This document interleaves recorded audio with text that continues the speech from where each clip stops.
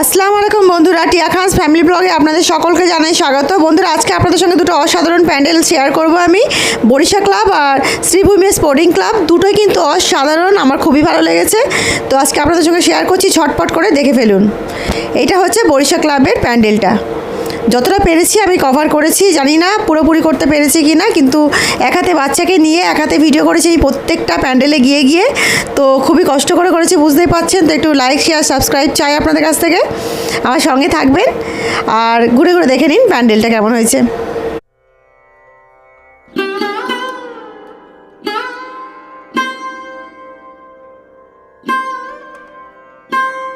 পুরো প্যান্ডেলটার মধ্যেই কিন্তু বন্ধুরা সার্কাসের সঙ্গে রিলেটেড এখানে সব ঘটনাবলী করা আছে, আর অসাধারণ লেগেছে কিন্তু বন্ধুরা প্যান্ডেলটা, একেবারেই অপূর্ব লেগেছে আমার। তো কেমন লাগছে কিন্তু কমেন্ট করতে একেবারেই ভুলবেন না আমাকে। তো দেখতে থাকুন প্যান্ডেলটা ভালো করে আমার সঙ্গে ঘুরে ঘুরে।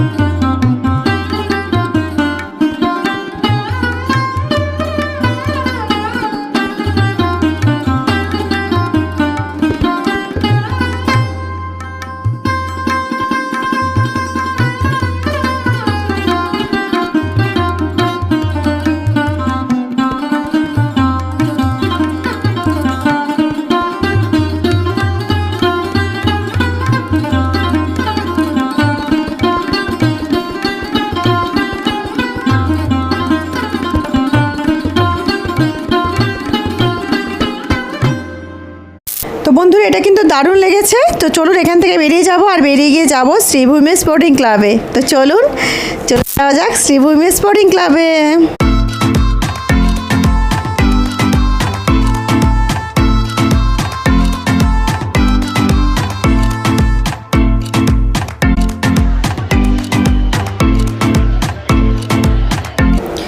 চলে এসেছি শ্রীভূমি স্পোর্টিং ক্লাবে, আর অসাধারণ লাগছে দেখতে পাচ্ছেন বন্ধুরা। আর ভিড়ে মানে প্রচণ্ড বেশি ভিড়, এতটাই মানুষের চাপ, এতটাই ভিড় যে মানে বাচ্চাকে নিয়ে যেতেই পারবো না আমি।